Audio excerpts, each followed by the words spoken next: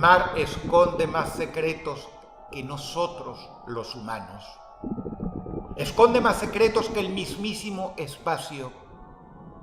Lo tenemos más cerca y, sin embargo, solo conocemos un 5% de sus misterios. Y esto tras milenios de exploración. Instintivamente le tememos. Sabemos que nos puede matar de 1000 formas. Las aguas mismas o los seres que la habitan, tanto los conocidos como, lo que es peor, aquellos que aún no conocemos.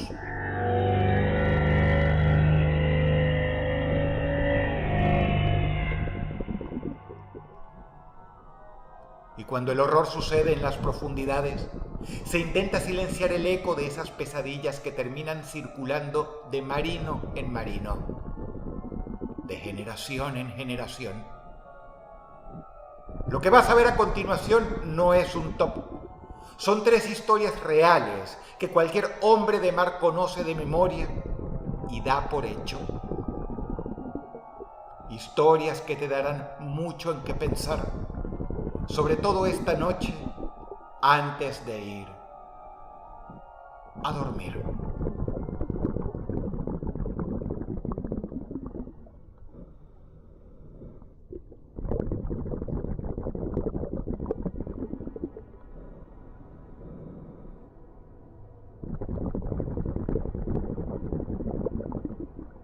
Era el 12 de agosto del año 2000 en las aguas gélidas del mar de Barents. Se estaba llevando a cabo unos ejercicios navales que debían demostrar la fuerza renacida de Rusia. Y ahí estaba, el submarino nuclear K-141 Kursk, un coloso de acero considerado insumergible, el cual navegaba con 118 hombres a bordo hasta las profundidades más insondables de los mares, llegando allí donde la mayoría de los rusos temen descender.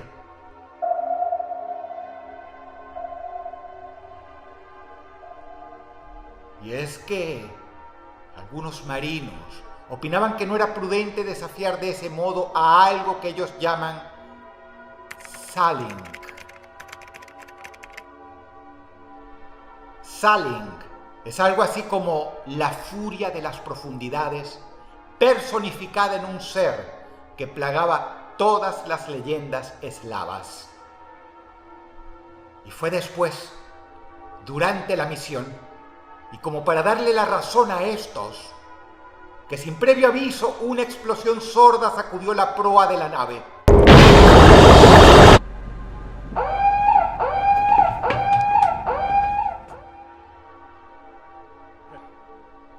Un torpedo defectuoso, alimentado con peróxido de hidrógeno inestable, que detonó en su compartimiento. Segundos después, una segunda deflagración masiva desgarró el casco, enviando al gigante al fondo del mar en tan solo minutos.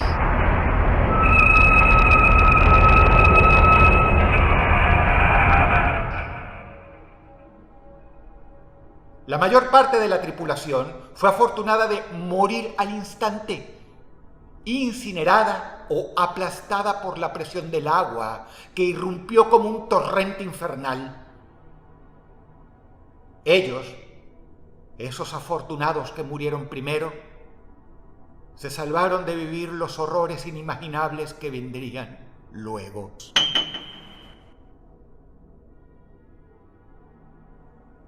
Pero 23 hombres, liderados por el capitán, el teniente Dmitry Kolesnikov, lograron arrastrarse hacia el 9º compartimiento, el posterior, un refugio diseñado para emergencias con una escotilla de escape cuya apertura habría sido suicida dentro del agua, obviamente. Allí quedaron, en un espacio angosto de apenas unos metros, rodeados de oscuridad absoluta, hundidos en el agua helada que les llegaba hasta la cintura y un aire que se envenenaba lentamente con monóxido de carbono de un incendio residual. Allí comenzó para aquellos 23 hombres un calvario. Golpeaban el casco con herramientas, desesperados por señalizar su presencia a la superficie. Pero arriba, el mundo tardaba en reaccionar. La Armada rusa minimizó el incidente, rechazó ayuda extranjera inicial y demoró el rescate. Abajo, el oxígeno se agotaba hora tras hora. La temperatura caía en picado. El frío penetraba los huesos. Y la presión psicológica de vivir aquel encierro en esa tumba metálica comenzaba a quebrar las mentes incluso de los más estables, quienes comenzaron a susurrar aquel nombre impronunciable, el Salink, lo innombrable que habita las profundidades de aquellos mares, cuya forma no se conoce y que forma parte de las historias de casi todos los marinos rusos.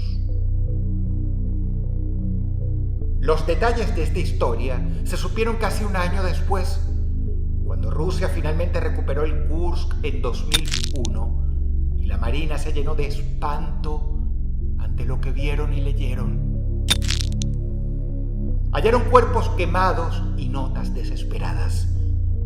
La más conocida, escrita por el capitán Kolesnikov en la oscuridad total, comenzaba diciendo precisamente: escribo a ciegas. Y luego listaba los nombres de los 23 supervivientes, terminando con un resignado: no hay posibilidades. Estamos en el infierno.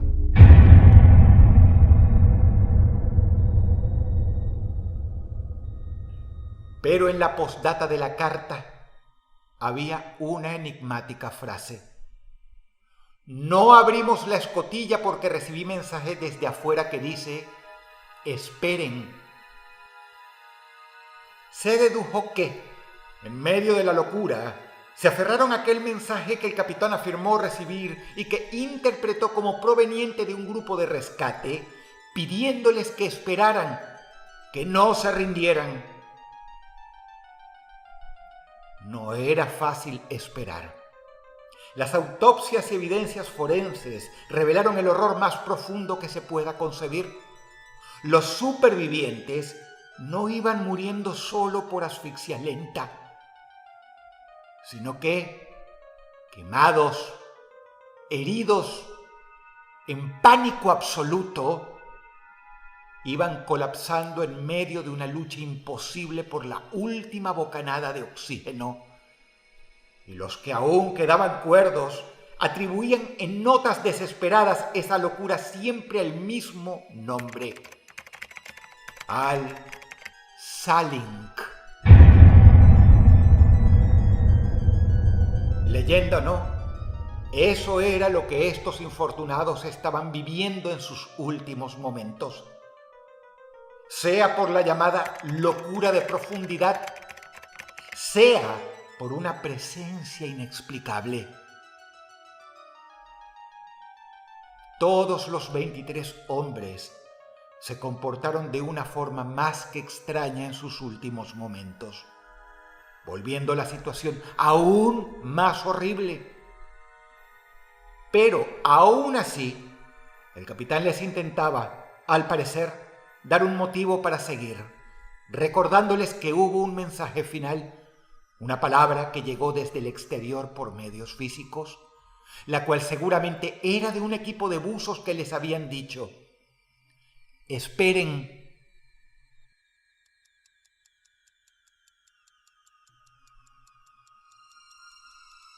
Y los hombres esperaron. Imagina estar encerrado en un compartimiento mucho más chico que una habitación pequeña. Imagina estar apretado junto a 23 de tus camaradas, con temperaturas bajo cero y quemaduras varias, viendo cómo van enloqueciendo o muriendo de uno alrededor tuyo. Mientras algunos gritan el nombre de un demonio con el cual has sido aterrorizado desde pequeño por marinos veteranos, el cual vive justo allí, en el fondo de los mares rusos. Escuchas los gritos y los llantos como de niños, de boca de lo que solían ser endurecidos marinos. No puedes hacer nada por escapar de allí. Es peor que ser enterrado vivo, porque estás en un lugar mucho peor que la profundidad de la tierra. Estás en el fondo del mar y no terminas con todo porque te aferras a un último mensaje recibido. No te quitas la vida porque tu capitán dijo escuchar a través de las chapas retorcidas de tu tumba: esperen, esperen, esperen. Y encerrados y muy apretados, medio hundidos en agua helada, murieron todos, esperando con todo su corazón, todas sus esperanzas, un rescate que nunca llegó.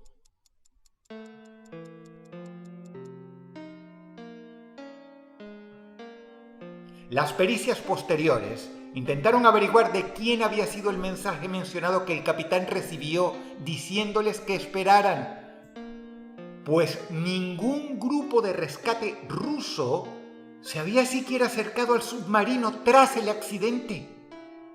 ¿De quién había recibido el mensaje el capitán entonces? El misterio estuvo en el aire hasta varias semanas después del rescate de los restos, hasta que Irina Pavlova, una experta en dialectos del ruso, aportó una explicación que desconcertó a todos.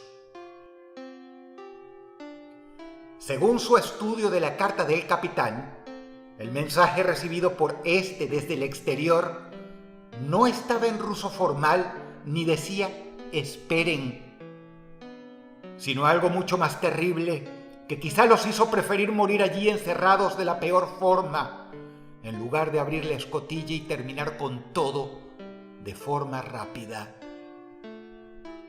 El mensaje, según la profesora Pavlova, era parecido, sí, pero no decía esperen. Decía los espero.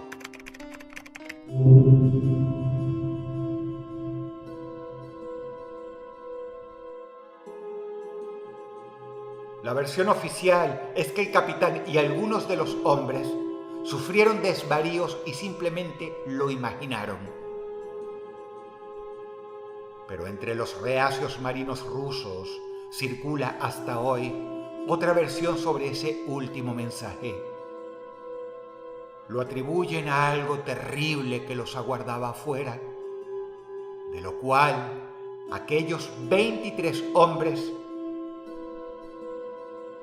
intentaron esconderse hasta el último segundo de sus vidas.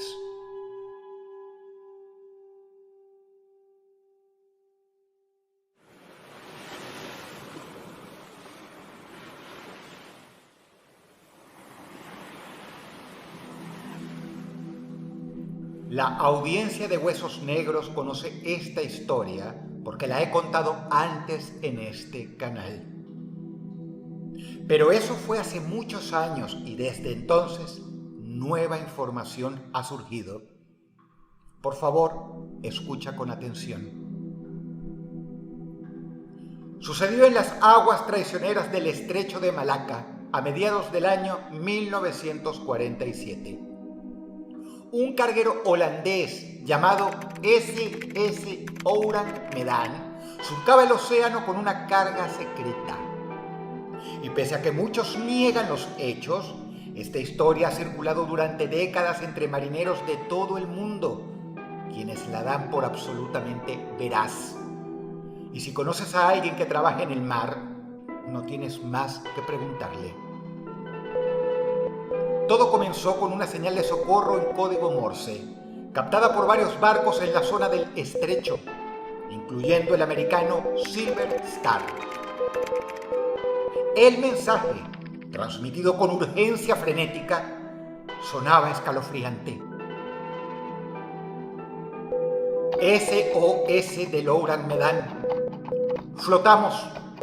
Todos los oficiales, incluido el capitán, muertos en la sala de cartas y en el puente. Probablemente toda la tripulación muerta. Asterisco, asterisco, asterisco. Tras ese mensaje claro seguían, según los testigos que han relatado la historia, un caos de puntos y rayas ininteligibles y finalmente una frase final. Yo muero. Después de esto, el más absoluto silencio. Ninguna respuesta más.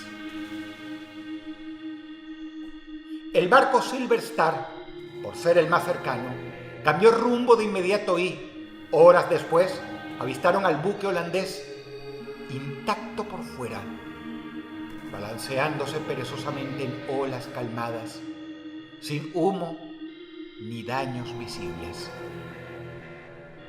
El Ourang Medan no respondía a llamadas ni sirenas. Un equipo de abordaje subió a cubierta y lo que encontraron fue una escena sacada de la peor pesadilla. Había cuerpos por todas partes. Marineros tendidos en posturas rígidas, brazos extendidos hacia el cielo como si intentaran apartar algo invisible. Ojos abiertos de par en par, fijos en un horror que solo ellos vieron. Bocas torcidas en gritos mudos. El capitán, muerto en el puente, con la mano aún en el timón. El grupo de abordaje no pudo constatar ninguna herida. No había rastros tampoco de ninguna sangre. Solo terror puro, cristalizado en los rostros de cada uno de los cadáveres.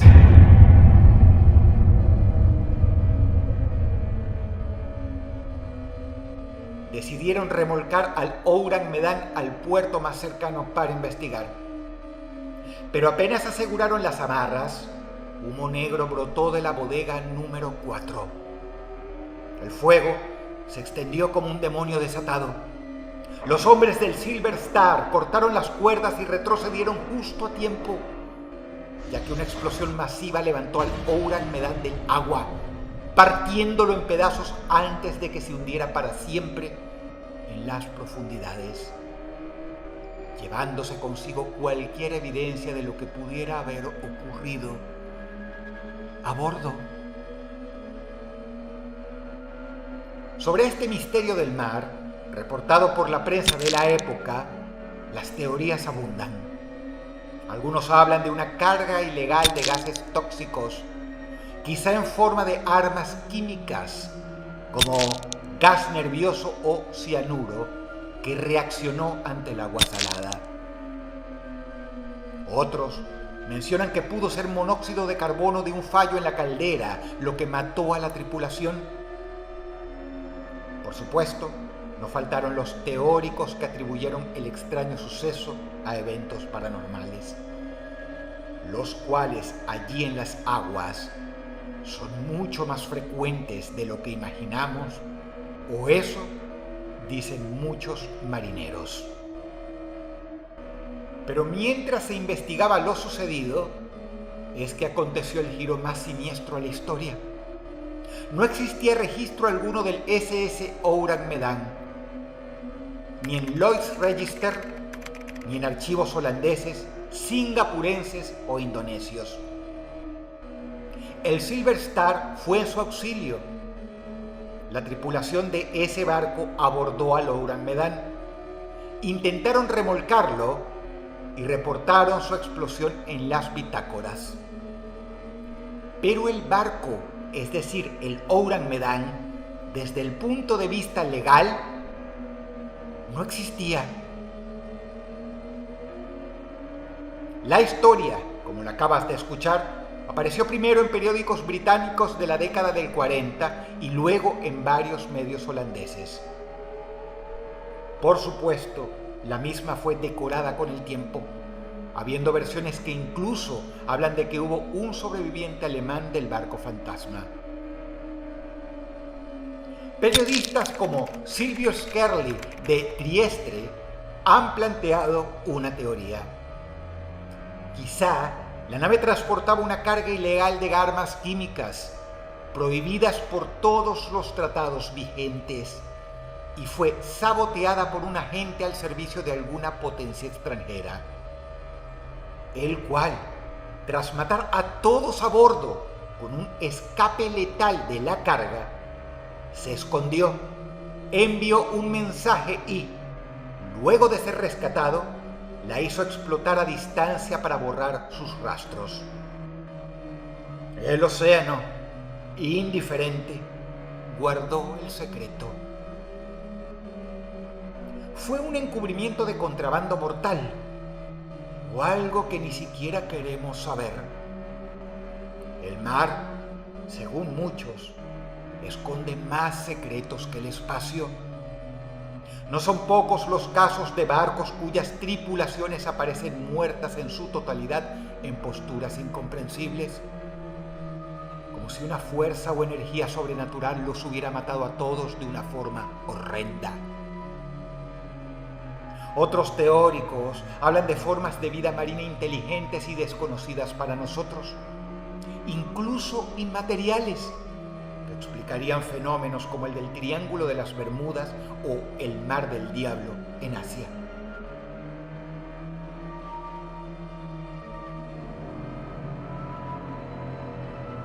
Algo así habría atacado a la tripulación del Ourang Medan y luego se hizo explotar y se hicieron desaparecer sus registros para encubrir la presencia de aquello, dado que podría sembrar el pánico en las rutas marítimas.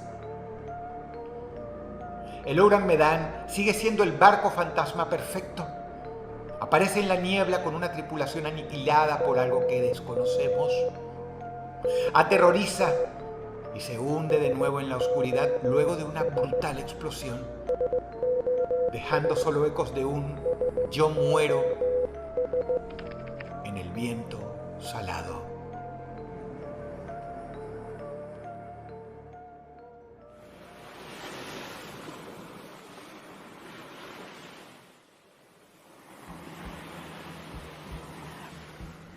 En las aguas turbulentas y heladas del Mar del Norte, el 5 de noviembre del año 1983, la plataforma petrolífera semisumergible Biford Dolphin flotaba como un coloso de acero sobre el campo gasífero Frigg en el sector noruego.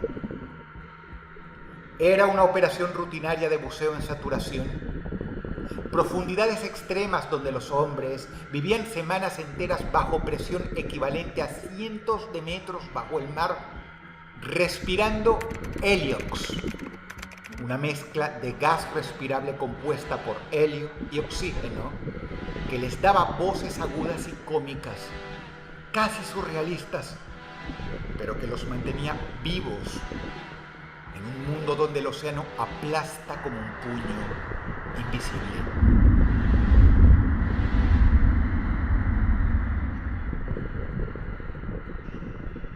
Cuatro buzos en saturación.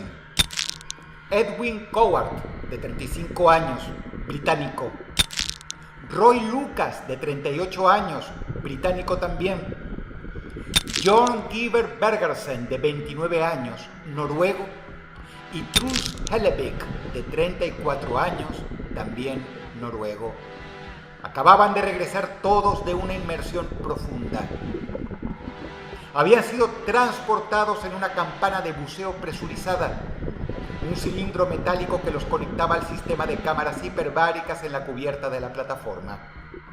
Allí, en 2 cámaras conectadas por un corto tronco, vivían bajo 9 atmósferas de presión, es decir, el equivalente a estar unos 90 metros bajo el agua, mientras sus cuerpos se saturaban de gases inertes.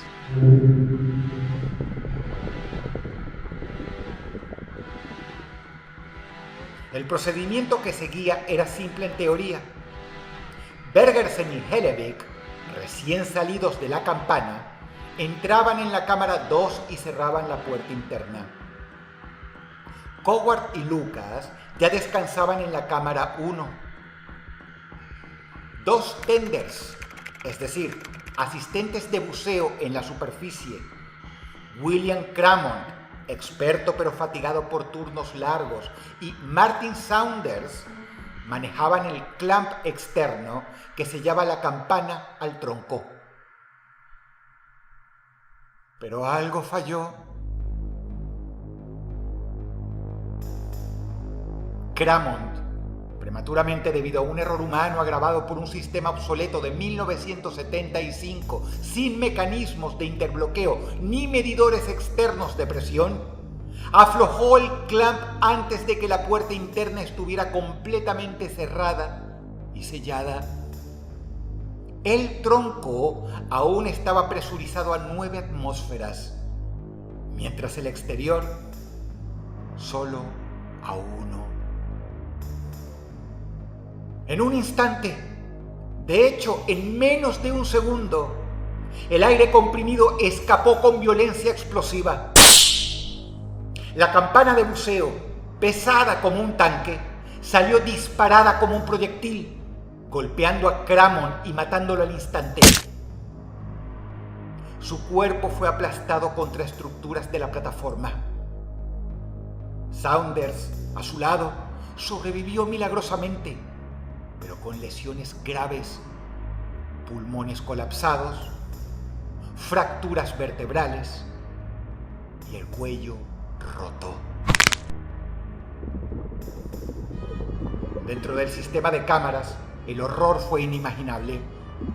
La descompresión explosiva convirtió los cuerpos de los 4 buzos en una pesadilla forense. La sangre hirvió literalmente, un fenómeno que se llama ebulismo, formando burbujas de nitrógeno que obstruyeron arterias y venas. Grandes cantidades de grasa se liberaron al torrente sanguíneo, embolizando corazón, pulmones e hígado.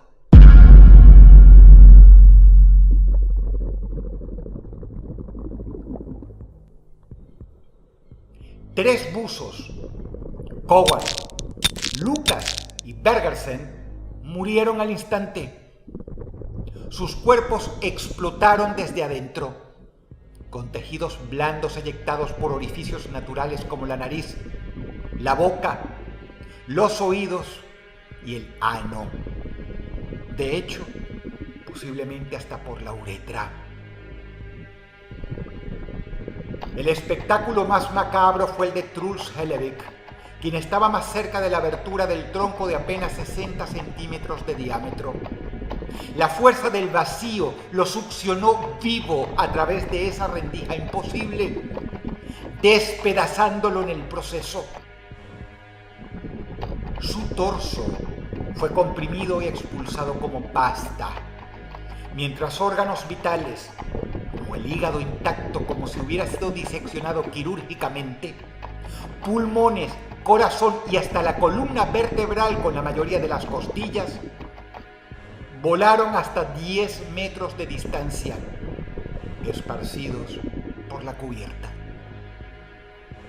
El informe de autopsia, publicado en el American Journal of Forensic Medicine and Pathology de 1988, describe hallazgos escalofriantes: cráneos abiertos sin cerebro debido a que el mismo había sido expulsado, caras separadas de los huesos, cantidades masivas de grasa intravascular. Uno de los cuerpos tuvo que recogerse en 4 bolsas separadas.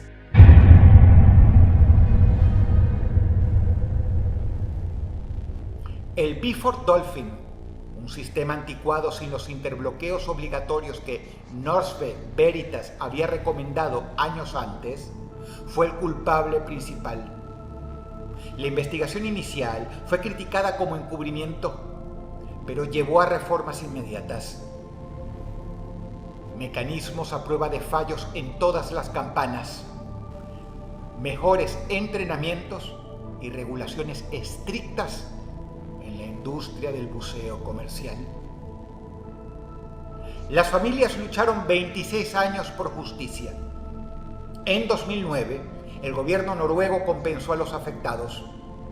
La plataforma siguió operando hasta su desguace en el año 2019, pero su nombre quedó marcado para siempre como sinónimo del peor accidente de buceo en saturación de la historia.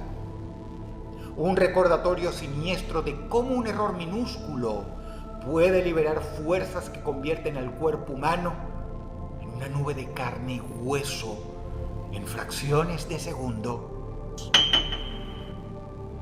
El Mar del Norte se llevó casi todos los ecos de esa explosión silenciosa, pero el horror perdura en informes forenses y pesadillas de quienes conocen el evento, y en un eco que los marinos afirman se resistió a apagarse.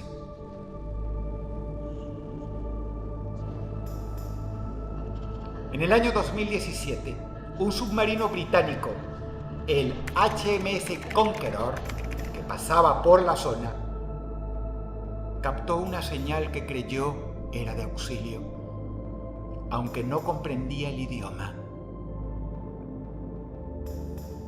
La misma era una voz que se repetía y decía algo así como Beaufort. Al llegar a la zona, nada había. Y en ese momento un tripulante comentó que Beaufort significaba ¿por qué? En noruego. Quizá las últimas palabras de Bergersen, una de las víctimas del desastre del Beaufort Dolphin, las cuales, debido al indescriptible dolor, habían quedado como un eco inexplicable ligado al mar para siempre, pasando a ser una más de todas las historias que circulan de marino en marino y de barco en barco.